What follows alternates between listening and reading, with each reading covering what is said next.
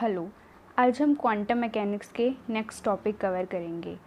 जो टॉपिक आज कवर करेंगे वो होंगे particle in one dimensional infinite square well and particle in three dimensional infinite square well.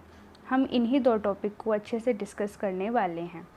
सबसे पहले हम देखेंगे जब एक पार्टिकल एक इनफाइनाइट स्केयर वेल के अंदर होगा तो वो कैसे बिहेव करेगा। सबसे पहले हम क्या मानेंगे, एक फ्री पार्टिकल होगा। फ्री पार्टिकल एक ऐसा पार्टिकल होता है जिस पे कोई फोर्स नहीं लगती और उसका जो मास है लेंगे हम, वो ले लिया हमने m।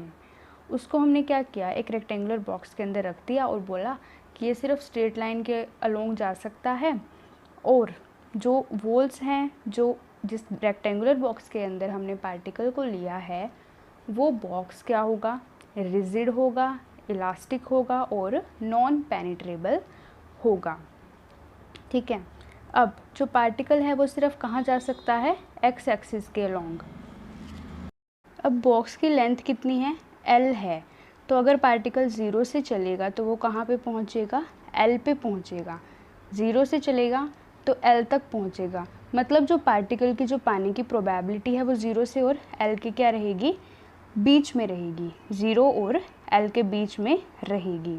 हमने ये भी पढ़ा कि जो बॉक्स है वो इलास्टिक है, तो मतलब जो भी कोलिजन होगा पार्टिकल का उस बॉक्स के वॉल्स के साथ वो इलास्टिक होगा, तो मतलब कोई एनर्जी लॉस वाली बात तो यहाँ पर है ही नहीं। तो अब हम देखेंगे जो पार्टिकल है वो जब अंदर बॉक्स के प्रेजेंट है तो वहाँ पे जो पोटेंशियल होगा वो कितना होगा, ज़ीरो होगा। अगर पार्टिकल उस बॉक्स के अंदर तो प्रेजेंट है, अगर ज़ीरो और L के बीच में पार्टिकल प्रेजेंट है तो उसका जो पोटेंशियल होगा वहाँ पे कितना होगा, ज़ीरो होगा। लेकिन अगर जो पार्टिकल है ज़ीरो और L के बीच में नहीं है तो मतलब जो बाहर इसकी प्रोबेबिलिटी होगी पार्टिकल की पाए जाने की वो कितनी होगी, इन्फिनिटी होगी। कॉमन सी बात है, अगर मान लो एक बॉक्स है जिसकी लेंथ L है तो बॉक्स के अंदर तो L ही प्रोबेबिलिटी होगी कि ना जीरो से L तक वो कहीं पे भी मिल सकता है पार्टिकल। अगर पार्टिकल को बाहर छोड़ दें हम तो वो पार्टिकल तो हमें इन्फिनिटी पे मिल सकता है। तो दैट इज़ कि जो पोटेंशियल की वैल्यू होगी इनसाइड द बॉक्स तो क्या होगी, ज़ीरो होगी, और जो पोटेंशियल होगा आउटसाइड द बॉक्स वो क्या होगी, इन्फिनिटी होगी। ये बहुत इंपॉर्टेंट चीज़ है कि हमने क्या किया, एक इनफाइनाइट पोटेंशियल वेल से इसको रिप्रेजेंट किया है। एक इनफाइनाइट पोटेंशियल वेल से मतलब कि अगर L अगर बॉक्स की लेंथ है तो इसका मतलब है उसके अंदर अगर पार्टिकल है तो पोटेंशियल रहेगा। अगर पार्टिकल बॉक्स के अंदर रहेगा तो उसका पोटेंशियल ज़ीरो से L तक ही हो सकता है, लेकिन अगर पार्टिकल बॉक्स के बाहर निकल जाएगा तो बाहर आ जाएगा तो इन्फिनिटी उसका पोटेंशियल हो सकता है।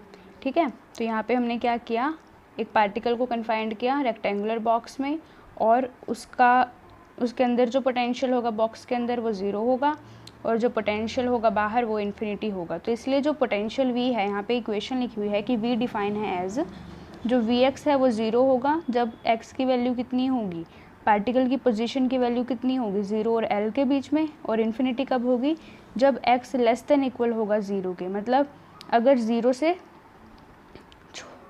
से छोटी वैल्यू के, मतलब ज़ीरो से इस साइड मतलब लेफ्ट हैंड साइड प्रेजेंट होगा और x is greater than equals to L मतलब L से ज़्यादा प्रेजेंट होगा, मतलब ज़ीरो और L से बाहर प्रेजेंट होगा, तब जो पोटेंशियल आएगा वो क्या आएगा, इन्फिनिटी आएगा।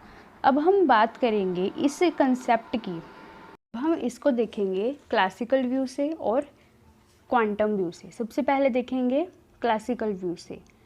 अगर जो पार्टिकल है उसकी एनर्जी कुछ भी हो सकती है बॉक्स के अंदर, अगर जो एनर्जी है, अगर मान लो पार्टिकल रेस्ट पे है तो एनर्जी कितनी होगी, ज़ीरो होगी। ठीक है। अगर एनर्जी ज़ीरो से ज़्यादा है तो मतलब है वो क्या करेगा, एक्स एक्सिस के अलोंग मूव करेगा। लेकिन जब पार्टिकल ज़ीरो पे होगा या फिर L पे होगा तो वो एक फोर्स को एक्सपीरियंस करेगा क्योंकि वॉल से टकरा जाएगा। तो फोर्स क्या होगी, अब हमें पता है होता है -dv/dx, क्योंकि उसके बाहर का जो पोटेंशियल है वो क्या है, इन्फिनिटी है। तो जो फोर्स है वो भी इन्फिनिटी ही लगेगी। और किस डायरेक्शन में, जिस डायरेक्शन में पार्टिकल मूव कर रहा है उसकी अपोजिट डायरेक्शन में, और फिर क्या हो जाएगा, वॉल से टकरा के रिफ्लेक्ट हो जाएगा। ठीक है। तो जो पार्टिकल है वो क्या करेगा, आगे पीछे मूव करेगा एक्स एक्सिस के अलोंग।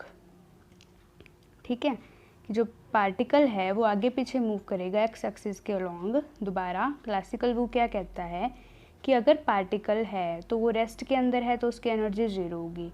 अगर पार्टिकल की एनर्जी ज़ीरो नहीं है, ज़ीरो से ज़्यादा है, तो मतलब वो एक्स एक्सिस के अलोंग बिलोंग करेगा। लेकिन अगर पार्टिकल ज़ीरो पे है और एल पे है तो वो एक फोर्स को एक्सपीरियंस करेगा, क्योंकि फोर्स यहाँ पे इन्फिनिटी लगेगी, क्योंकि पोटेंशियल इन्फिनिटी है तो फोर्स तो इन्फिनिटी ही लगेगी ना, क्योंकि एफ किसके इक्वल होता है minus d v by d x के। और जो पार्टिकल के डायरेक्शन के अपोजिट डायरेक्शन में फोर्स लगेगी और पार्टिकल क्या करेगा, वॉल से रिफ्लेक्ट होके चला जाएगा और ऐसे ही वो क्या करता रहेगा, मोशन करता रहेगा आगे पीछे अलोंग एक्स एक्सिस। पार्टिकल क्या करेगा, वॉल से टकराएगा, फिर रिफ्लेक्ट हो जाएगा, फिर वॉल से टकराएगा, फिर रिफ्लेक्ट हो जाएगा। ये था क्लासिकल व्यू। अब हम देखेंगे quantum mechanical view. Quantum mechanical view में पार्टिकल के मोशन को डिस्क्राइब करने के लिए स्क्रोडिंगर वेव इक्वेशन का सहारा लिया है। तो हमें पता है जो स्क्रोडिंगर वेव होती है एक वेव फंक्शन के लिए, जब वो एक स्ट्रेट लाइन में या फिर अलोंग एक्स एक्सिस मूव करता है किसी एक्सटर्नल इलेक्ट्रिक फील्ड की प्रेजेंस में, वो स्क्रोडिंगर वेव इक्वेशन क्या होती है, d square psi upon D x square plus 2m upon H cut square into E minus V psi is equals to 0। कौन सी इक्वेशन है स्क्रोडिंगर की, टाइम इंडिपेंडेंट स्क्रोडिंगर इक्वेशन। हमें पता है ना, टाइम दो स्क्रोडिंगर वेव इक्वेशन है, एक टाइम डिपेंडेंट एक टाइम इंडिपेंडेंट। यहाँ पे इन्होंने कौन सी ली है, time independent Schrödinger wave equation. अगर पार्टिकल है इनसाइड द वेल तो पोटेंशियल कितना होगा, ज़ीरो होगा। अगर पार्टिकल वॉल के अंदर है रेक्टेंगुलर बॉक्स के, तो जो पोटेंशियल आएगा वो कितना आएगा, ज़ीरो। तो इक्वेशन क्या बनेगी, T square psi upon D x square plus 2m upon H cut square psi is equals to 0, क्योंकि पोटेंशियल हमारा हो गया ज़ीरो। अब जो 2m upon H cut square है इसको हमने क्या मान लिया, के स्क्वायर मान लिया। ठीक है, मतलब इसकी जगह हमने के स्क्वायर रख दिया। तो इक्वेशन क्या बन गई, D square psi upon D x square plus K square psi is equals to 0। इसको हमने मान लिया सेकंड इक्वेशन, वेयर जो के स्क्वायर है वो किसके इक्वल है, किसकी जगह रखा है हमने, 2m upon H cut square के। तो जो जनरल इक्वेशन है, सेकंड जो इक्वेशन हमने मानी है, अगर हम उसको जनरल इक्वेशन में लिखें, जनरल सॉल्यूशन में लिखें, तो वो हमें क्या मिलेगी, जैसे ऑर्डिनरी डिफरेंशियल इक्वेशन होती है उसको हम एक्सपोनेंशियल में लिखते हैं। तो जो जनरल सॉल्यूशन होगा इक्वेशन 2 का, उसको हम ऐसे भी लिख सकते हैं कि साई एक्स किसके इक्वल आएगा, a e raise to power iota K X plus b e raise to power minus iota K X, जहाँ पे जो a और b है वो कॉन्स्टेंट्स है जिसको हम बाउंड्री कंडीशन से डिटरमाइन करेंगे। अब जो a और b यहाँ पे क्या होते हैं, कॉन्स्टेंट्स होते हैं, और इनको हम क्या करते हैं, बाउंड्री कंडीशन से फाइंड करते हैं।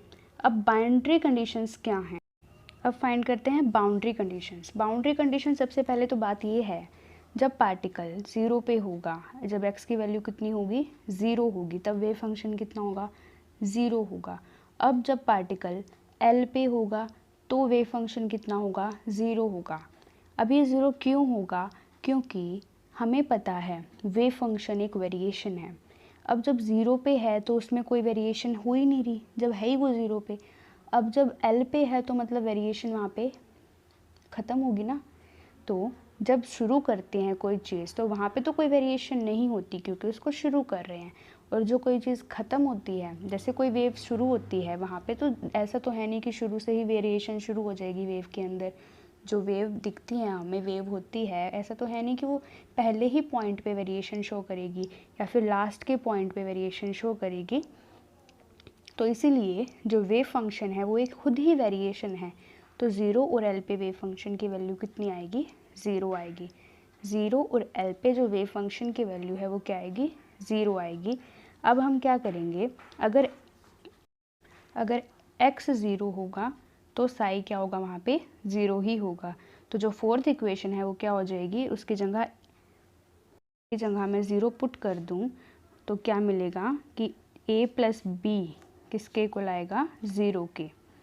a प्लस बी 0 के इक्वल आएगा और x भी 0 पुट किया है ना e की पावर आयोटा के x में। तो फोर्थ इक्वेशन में हमने x को भी 0 रख दिया, साई को भी 0 रख दिया, तो 0 रख देंगे तो हमें क्या मिलेगा कि a प्लस बी किसके इक्वल है, 0 के इक्वल है, तो b की वैल्यू किसके इक्वल आ जाएगी, -a की। अब उसी इक्वेशन में हमने क्या किया, b की जगह भी -a रख दिया, तो इक्वेशन 4 क्या बन जाएगी, psi X is equals to a E raise to power iota K X minus b की जगह क्या आ गया -a, minus a E b की जगह क्या रख दिया -a, तो क्या बन जाएगा -a E raise to power minus iota K X. तो अब ये दोनों में से कॉमन ले लिया तो ये बन गया E raise to power iota K X minus E raise to power minus iota K X.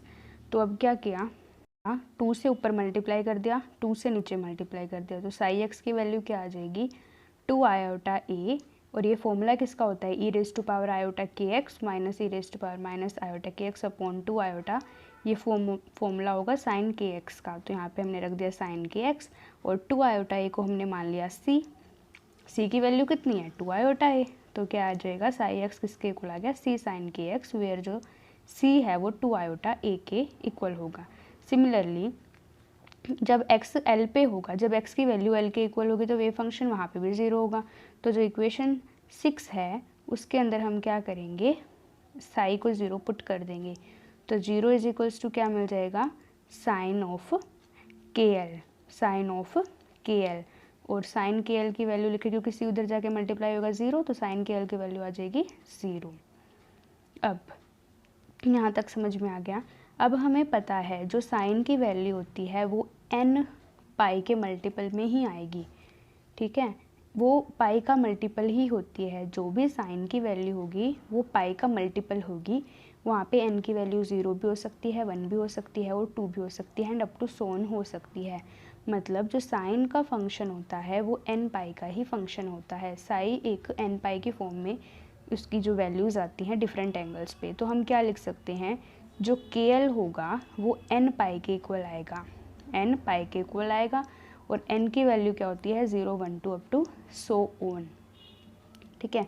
तो यहाँ से हमें जो k की वैल्यू मिलेगी वो आ जाएगी n पाई बाई l। अब हमने दोबारा बता रही हूँ कि KL को n पाई क्यों लिखा, क्योंकि जो साइन है वो हमेशा n पाई का ही फंक्शन होगा। तो KL किसके इक्वल आ जाएगा n पाई के, और n की वैल्यू है 0, 1, 2, तो k की वैल्यू किसके इक्वल आ गई n पाई बाय l के। अब इसका स्केयर कर दूँ तो k square is equals to n square pi square l square. अब जो थर्ड इक्वेशन थी वहाँ पे भी हमने k स्केयर निकाला था, जब स्टार्टिंग में किया था k स्केयर क्या आया था 2m upon h cut square, ठीक है, D square psi upon D X square plus 2m upon h cut square is equals to, इसके था 0 के इक्वल था, और वहाँ पे मैंने बोला था कि 2m upon h cut square को क्या मान लेंगे k स्केयर, तो यहाँ पे भी k स्केयर आ गया, वो भी k स्केयर था, दोनों को क्या कर देंगे इक्वेट कर देंगे। तो 2m upon h cut square किसके इक्वल आ गया n square pi square upon l square. यहाँ से हम e की वैल्यू निकालेंगे जो आएगी n square pi square h cut square upon में 2ml स्केयर। यहाँ पे जो n है वो क्या होते हैं क्वांटम नंबर होते हैं, जो हमने बहुत बार पढ़े हैं, n क्या होते हैं क्वांटम नंबर होते हैं, और जो e है वो किस पे डिपेंड करती है क्वांटम नंबर पे डिपेंड करती है। और अगर हम एनर्जी की वैल्यू निकाल सकते हैं किसी भी पार्टिकल की, कि वो किसी भी शेल में हो, मुझसे क्या निकाल सकते हैं उसकी एनर्जी निकाल सकते हैं, एनर्जी लेवल की एनर्जी निकाल सकते हैं। तो जो इक्वेशन है ई की उसमें हमने लिख दिया n is equals to n square pi square h cut square upon 2ml square. अगर हमें फर्स्ट एनर्जी लेवल की एनर्जी निकाल लिए तो हम यहाँ पे 1 पुट कर देंगे, सेकंड की निकालने तो सेकंड पुट कर देंगे। तो इससे हमें पता चला इक्वेशन में क्या है En डायरेक्टली प्रोपोर्शनल है n। इक्वेशन से क्या दिख रहा है कि जो En है वो n स्केयर के डायरेक्टली प्रोपोर्शनल है, that is quantum number. En directly proportional है 1/l स्केयर के, और En इन्वर्सली प्रोपोर्शनल है 1/l स्केयर के, और En इन्वर्सली प्रोपोर्शनल है 1/m के। ये क्या है एनर्जी लेवल है, इससे हम किसी की भी एनर्जी निकाल सकते हैं।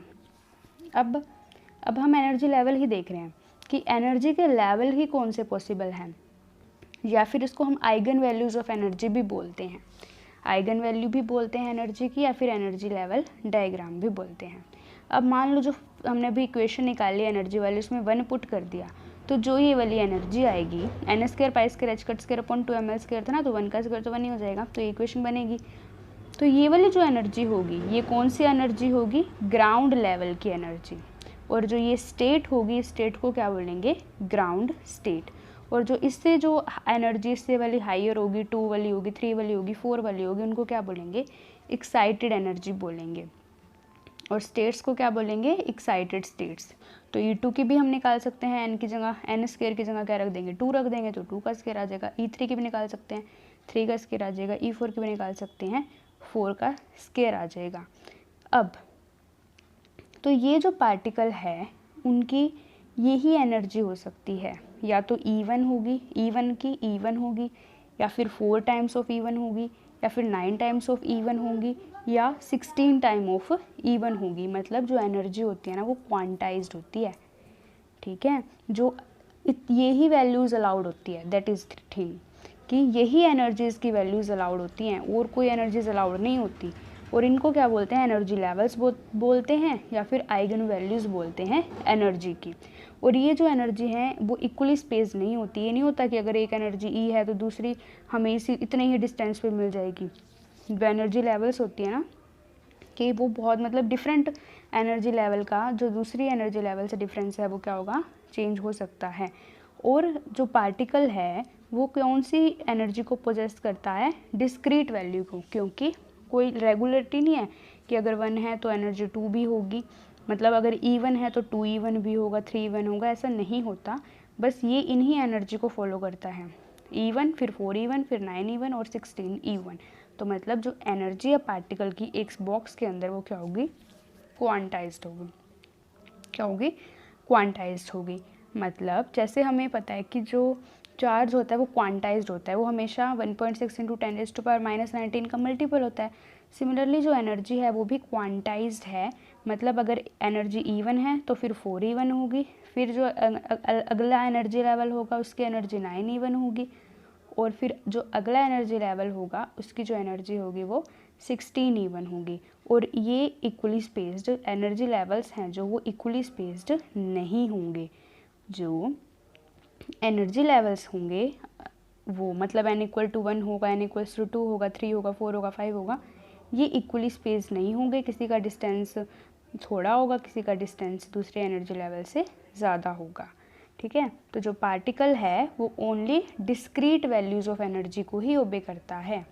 मतलब कौन कौन से एनर्जी को ओबे करेगा, E1, 4E1, 9E1 and 16E1।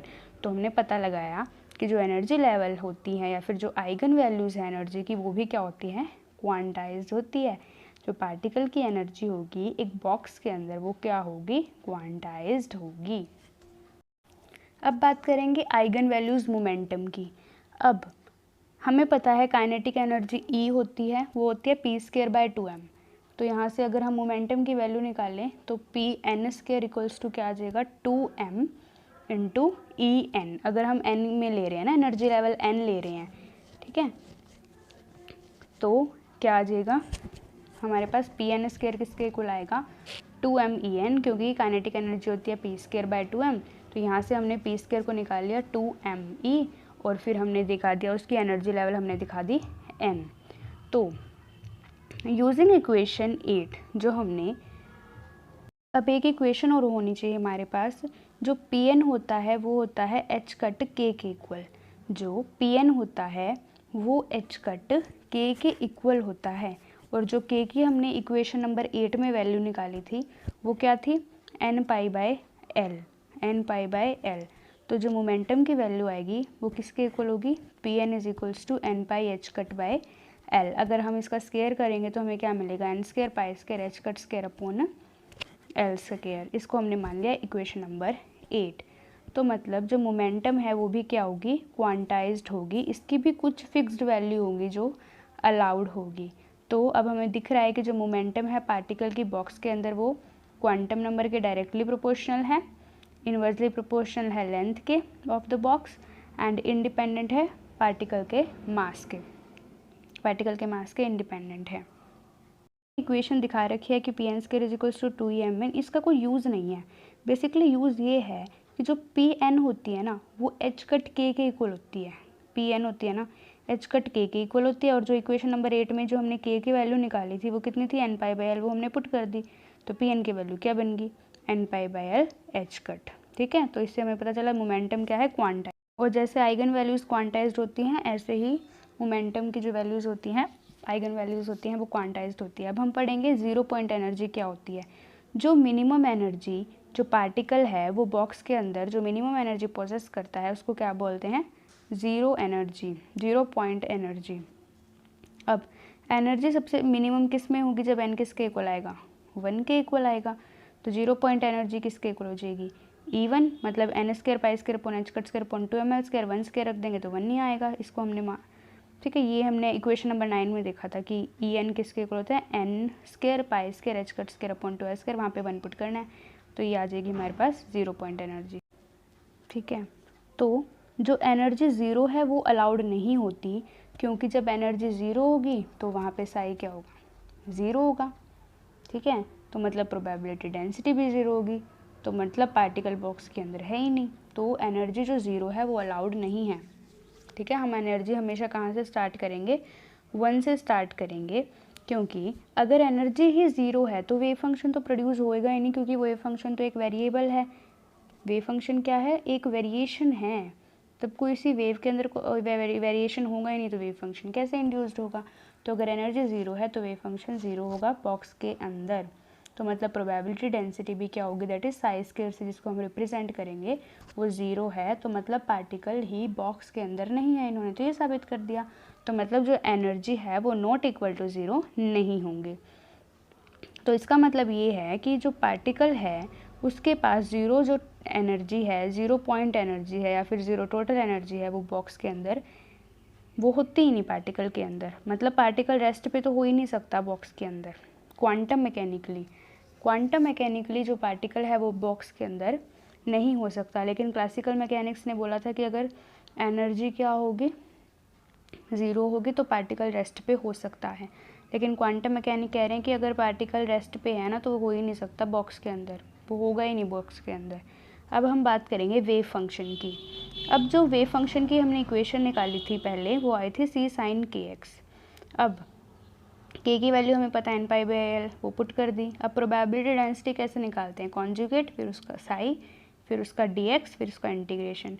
तो प्रोबेबिलिटी डेंसिटी p होगी वो Sai star x Sai x, तो साई स्टार क्या होगा, इसका कॉन्जुगेट, तो वो सेम ही होगा c sin n pi x by L into Sai x भी सेम होगा c sin n pi X by L.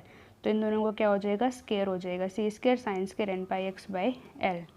अब प्रोबेबिलिटी डेंसिटी जो पार्टिकल के पाए जाने की जो प्रोबेबिलिटी है वो ज़ीरो और एल के बीच में होगी ना, तो सी स्केयर किसके साई स्टार साई किसके को आ जाएगा, C square sine square n pi X by L. ठीक है, अब पार्टिकल बीसी इन्हीं बाउंड्रीज के बीच में पाया जाएगा, ज़ीरो और एल के बीच में। कहाँ से कर देंगे, ज़ीरो से एल कर देंगे, और वो किसके इक्वल आएगा, 1 के इक्वल आएगा, क्योंकि ये नॉर्मलाइज्ड होती हैं। वेव फंक्शन क्या है, नॉर्मलाइज्ड है। तो इंटीग्रेशन 0 से L psi star psi D X is equals to 1, क्योंकि पार्टिकल को पाए जाने की प्रोबेबिलिटी कितनी है, 1 ही है ना बॉक्स के अंदर। प्रोबेबिलिटी को फाइंड करने की प्रोबेबिलिटी 1 है, तो इंटीग्रेशन 0 से L psi star psi D X is equals to 1। अब वैल्यू पुट कर देंगे, सी स्केयर आ जाएगा बाहर, साइंस इंटीग्रेशन ऑफ 0 से एल से sine square N pi X by L D X is equals to 1।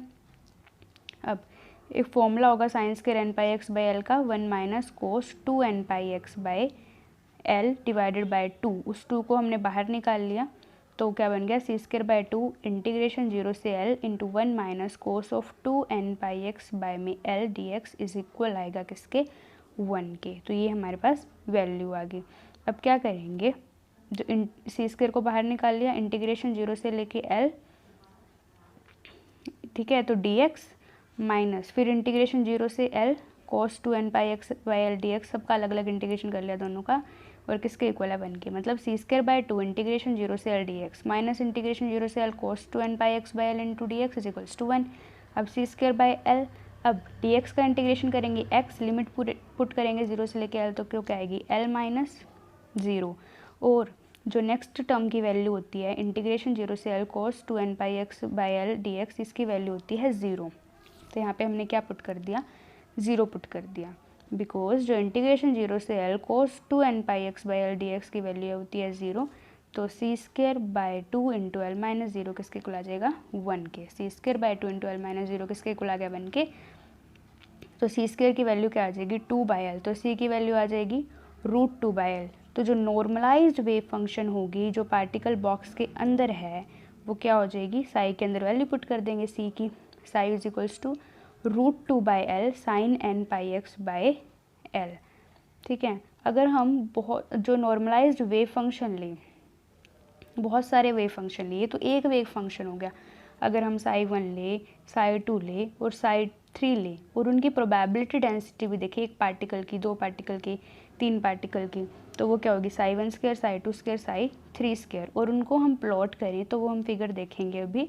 अब जो साई n है, मतलब कोई ज़रूरी थोड़ी ना एक ही वेव फंक्शन होगा, बहुत सारे वेव फंक्शन होंगे, तो जितने भी वेव फंक्शन होंगे वो पॉजिटिव भी होंगे और नेगेटिव भी होंगे। वेव फंक्शन पॉजिटिव भी हो सकते हैं और वेव फंक्शन नेगेटिव भी हो सकते हैं, लेकिन जो प्रोबेबिलिटी डेंसिटी होती है ना वो हमेशा पॉजिटिव रहती है। तो मतलब अगर जो वेव फंक्शन है n है वो नॉर्मलाइज्ड है, तो इसका मतलब है जब x 0 पे होगा तो वहाँ पे प्रोबेबिलिटी डेंसिटी 0 होगी, और जब x L पे होगा वहाँ पे प्रोबेबिलिटी डेंसिटी 0 होगी, क्योंकि हमने भी पढ़ा था कि जब पार्टिकल 0 पे होता है तो वहाँ पे भी प्रोबेबिलिटी 0 होती है, मतलब वेव फंक्शन 0 होता है, और जब पार्टिकल लेंथ L पे होगा तो भी वहाँ पे वेव फंक्शन क्या होती है, 0 होती है, मतलब उसका स्केयर भी 0 होगा, और वो क्या होता है, स्केयर क्या होता है वेव फंक्शन का, प्रोबेबिलिटी डेंसिटी। तो मतलब अगर वेव फंक्शन 0 है तो उसकी प्रोबेबिलिटी डेंसिटी भी 0 होगी। तो मतलब जब पार्टिकल 0 या L पे होगा तो वहाँ पे उसकी प्रोबेबिलिटी डेंसिटी की क्या होगी, इक्वल होगी। उसकी वैल्यू 0 और L होगी, तो जो वेव फंक्शन की वैल्यू होगी वो उसकी प्रोबेबिलिटी डेंसिटी के क्या होगी, इक्वल होगी, दैट इज साई स्क्वायर के इक्वल होगी। अब बात करते हैं जो हमने कर्व देखे थे कि वेव फंक्शन है। अब सीधी सी बात है, जो वेव फंक्शन है वो किसका फंक्शन दिखाया था, साइन का। तो जब हम psi1 को प्लॉट करेंगे तो सिर्फ हमें साइन का ऊपर वाला कर्व मिलेगा। जब psi2 की कर्व वो प्लॉट करेंगे तो हमें 2 कर्व मिलेंगे, और जब psi3 को प्लॉट करेंगे तो हमें साइन के 3 कर्व मिलेंगे। ठीक है, ये तो होगी हमारे पास वेव फंक्शन की। अब हम बात करें प्रोबेबिलिटी डेंसिटी की, मतलब psi1 स्क्वायर, psi2 स्क्वायर और psi3 स्क्वायर की। तो psi1 स्क्वायर में तो क्या है, सिर्फ एक ही कर्व मिल रहा है तो वो दोनों का सेम रहेगा। लेकिन psi2 में क्या है कि हमें पता है कि 2 कर्व तो हमें मिलते हैं, लेकिन जो वैल्यू है साई स्क्वायर की वो ऑलवेज पॉजिटिव होते हैं, इसलिए जो कर्व बनेगा वो ऊपर बनेगा। सिमिलरली थर्ड में कि साई में तो 3 बन रहे हैं, लेकिन साई में बनेंगे, psi3 स्क्वायर में तो बनेंगे 3 ही, लेकिन वो सारे पॉजिटिव बनेंगे, तो इसलिए तीनों कर्व हमने ऊपर दिखा दिए। ठीक है, तो जो पार्टिकल की पाए जाने की सबसे मतलब जो प्रोबेबिलिटी है पार्टिकल की वो डिफरेंट हो सकती है डिफरेंट क्वांटम नंबर्स के लिए। ठीक है, और जो पार्टिकल की मैक्सिमम प्रोबेबिलिटी होगी वो उसके कहाँ होगी, सेंटर में होगी। ठीक है, जब इनको मैच करते हैं ना, इनके कॉर्नर्स को आपस में ज्वाइन करेंगे तो जो मैक्सिमम प्रोबेबिलिटी होगी ना फाइंड करने की पार्टिकल, वो कहाँ होंगी, L/2 होगी फर्स्ट वेव फंक्शन के अंदर। फर्स्ट वेव फंक्शन के अंदर हमें पता दिख रहा है, पीक दिख रही है, तो पार्टिकल की पाए जाने की प्रोबेबिलिटी वहाँ ज़्यादा है। लेकिन psi2 में नोड पे आ गया वो, मतलब वहाँ पे 0 है, तो मतलब psi2 में मिनिमम प्रोबेबिलिटी होगी मिडल में, तो 0 प्रोबेबिलिटी होगी। तो मतलब जो पार्टिकल लोवेस्ट एनर्जी में होता है वो ज़्यादा से ज़्यादा मिडल में पाया जाता है बॉक्स के, लेकिन जो पार्टिकल हायर स्टेट में हो जाता है, मान लो N2 में है, तो वो वहाँ पे बिल्कुल भी नहीं पाया जाएगा, क्योंकि वहाँ पे तो उसकी जो प्रोबेबिलिटी डेंसिटी है वो कितनी आ रही है, 0। मतलब जो पार्टिकल है वो मिडल ऑफ द बॉक्स तब मिलेगा जब n=1 होगा, और जब उससे हायर होगी एनर्जी स्टेट की वैल्यू तो वो पार्टिकल हमें नहीं मिलेगा, वहाँ पे तो उसकी प्रोबेबिलिटी 0 हो जाएगी। तो पार्टिकल फिजिक्स है वो सेम ही चीज़ बताती है प्रोबेबिलिटी के लिए पार्टिकल की, कि वो कहाँ हो सकता है, बॉक्स के अंदर कहीं पे भी हो सकता है, कहीं पे भी हो सकता है। ठीक है, मतलब एक बार दोबारा एक्सप्लेन कर रही हूँ, अगर जो फर्स्ट वेव फंक्शन है वहाँ पे पीक दिख रही है तो पार्टिकल वहाँ पे ज़्यादा पाया जाएगा, मैक्सिमम प्रोबेबिलिटी है। लेकिन जो सेकंड वेव फंक्शन है वहाँ पे वो जो बन रही है 2 वेव्स, जो 2 कर्व है वो नोड पे है, तो मतलब मिडल में तो प्रोबेबिलिटी 0 ही है उस बॉक्स के अंदर। ठीक है, तो मतलब जो पार्टिकल लोएस्ट एनर्जी लेवल में है वो उसकी पाए जाने की प्रोबेबिलिटी मिडल में ज़्यादा है, लेकिन जो पार्टिकल जिनकी हायर एनर्जी ज़्यादा है वो पार्टिकल क्या मिलेंगे वहाँ पे, तो उनकी जो प्रोबेबिलिटी होगी मिडल में वो 0 होगी, उनकी प्रोबेबिलिटी कहीं और होगी बॉक्स के अंदर, उनकी प्रोबेबिलिटी कहीं और होगी बॉक्स के अंदर कहीं और। अब बात करते हैं 3 डायमेंशन की। डायमेंशन का केस करने के लिए हम एक पार्टिकल को लेंगे।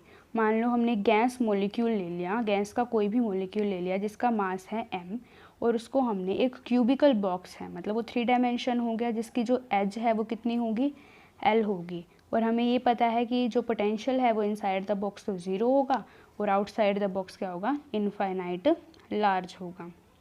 तो जो स्क्रोडिंगर वेव इक्वेशन होगी, एक फ्री पार्टिकल है ना, ये भी गैस का मॉलिक्यूल क्या है, फ्री पार्टिकल की तरह बिहेव करेगा, और इन 3 डायमेंशन में वो गिवन बाय क्या इक्वेशन आ जाएगी, del square psi plus 2me upon H cut square psi is equals to 0।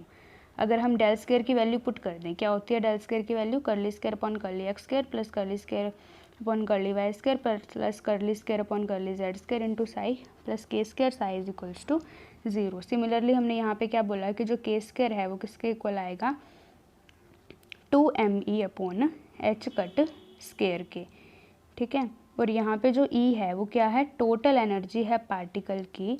तो जनरल इक्वेशन है जो हमने सेकंड इक्वेशन निकाली है, उसकी जो जनरल इक्वेशन होगी, जैसे हमने उसकी जनरल इक्वेशन निकाली थी फर्स्ट डायमेंशन में, ऐसे इसकी जनरल सॉल्यूशन निकालेंगे इक्वेशन सेकंड का, तो हमें मिलेगा psi is equals to A sine N X pi X by L sine N Y pi Y by L sine N Z pi Z by L. या फिर इसको ऐसे लिख सकते हैं, psi is equals to A sine K X X sine K Y Y sine K Z Z. ये क्या होती है, जनरल सॉल्यूशन होती हैं, ठीक है। यहाँ पे के एक्स किसके इक्वल है, N X pi by L, K Y N Y pi by L, और के जेड किसके इक्वल है, N Z pi by L. इसको मान लेंगे क्वेश्चन 5, ऊपर वाले को 4। अब यहाँ पे जो एन एक्स एन वाई और एन जेड है ये पॉजिटिव इंटीजर होंगे, और जो सॉल्यूशन है एक स्टैंडिंग वेव को रिप्रेजेंट करेगा। किसको रिप्रेजेंट करेगा, एक स्टैंडिंग वेव को। और जो वैल्यू है उसको हम, जो वैल्यू है ए की यहाँ पे कांस्टेंट है जो, उसको डिटरमाइन करेंगे नॉर्मलाइज करके वेव फंक्शन को वॉल्यूम के ऊपर। तो नॉर्मलाइज कैसे करते हैं भाई, वॉल्यूम के ऊपर integration over volume psi star psi D V is equals to 1। A square तो सब में कॉमन था, ए स्क्वायर बाहर निकाल लिया, फिर इंटीग्रेशन 0 से एल 0 से एल 0 से एल। अब sine square K X X sine square K Y Y sine square K Z Z D X D Y D Z is equals to 1 आ गया। तो अब हमें यहाँ से क्या मिलेगा, ए स्क्वायर सबकी जो इंटीग्रेशन करके वैल्यू आएगी वो आएगी L/2 L/2 एंड L/2। और ये किसके इक्वल आएगा, 1। ये डायरेक्ट है, इसको हम डायरेक्ट भी कर सकते हैं, तो इसको जब सॉल्व नहीं करना पड़ेगा इतना बड़ा हमें, हम डायरेक्ट लिख देंगे K square into L/2 into L/2 into L/2 is equal to 1। तो मतलब ए की वैल्यू क्या आ जाएगी हमारे पास, √8 बाय में L3। तो इस इक्वेशन को हम किस में पुट कर देंगे, वेव फंक्शन वाली इक्वेशन में। तो साई की जगह क्या था, ए था ना यहाँ पे, तो यहाँ पे ए की जगह क्या रख देंगे, √8 bye L3 sign K x sine K Y और साइन के जेड। और जो हम फिगर देखेंगे अब वो रिप्रेजेंट करता है एक 3 नॉर्मलाइज्ड वेव फंक्शन को, Sai x for a free particle in a 3 dimension box. अगर कोई फ्री पार्टिकल है 3 डायमेंशन बॉक्स में, तो जो फर्स्ट 3 नॉर्मलाइज्ड वेव फंक्शन है वो किसके लिए हैं, 3 डायमेंशनल बॉक्स के अंदर जो पार्टिकल होगा फ्री में, फिगर क्या करेगा, 3 normalized first 3 normalized wave function को रिप्रेजेंट करता है किसकी, फ्री पार्टिकल की 3 डायमेंशन में। तो ये क्या है, फर्स्ट 3 वेव फंक्शंस हैं 3 डायमेंशन के केस में, ठीक है। एक डायरेक्ट बन रही है, एक 3 कर्व बना रही है, और एक कितने कर्व बना रही है, 2 ही कर्व बना रही है। ये फर्स्ट 3 वेव फंक्शन है। और इक्वेशन थर्ड को हम क्या ऐसे भी लिख सकते हैं कि के स्क्वायर किसके इक्वल होता है, के एक्स स्क्वायर के वाई के जेड, क्योंकि 3 डायमेंशन की बात आ रही है वो सेम है, ये तो 2m upon H cut square. Similarly energy है उसको लिख सकते हैं H cut square upon 2m into K X square plus K Y square plus K Z square. और एनर्जी को ऐसे भी लिख लो, H cut square pi square upon 2ml square into N X square plus N Y square plus N Z square. ये similar notation है, कुछ भी इसका खास बात नहीं है, ठीक है। और यहाँ पे ई एन को ऐसे लिख सकते हैं, H cut square pi square N square by में 2ml स्क्वायर। और यहाँ पे जो एन स्क्वायर हो इसको ऐसे भी लिख सकते हैं, N X square plus N Y square plus N Z square. ये सिर्फ नोटेशंस हैं कि ये दिखाने के लिए कि हम 3 डायमेंशंस की बात करें, एक्स वाई जेड डाल दो, एन स्क्वायर है तो N X square plus N Y square plus N Z square है, अगर के स्क्वायर है तो K X square plus K Y square plus K Z square है, ठीक है। थैंक यू, आई होप आपको समझ में आया होगा।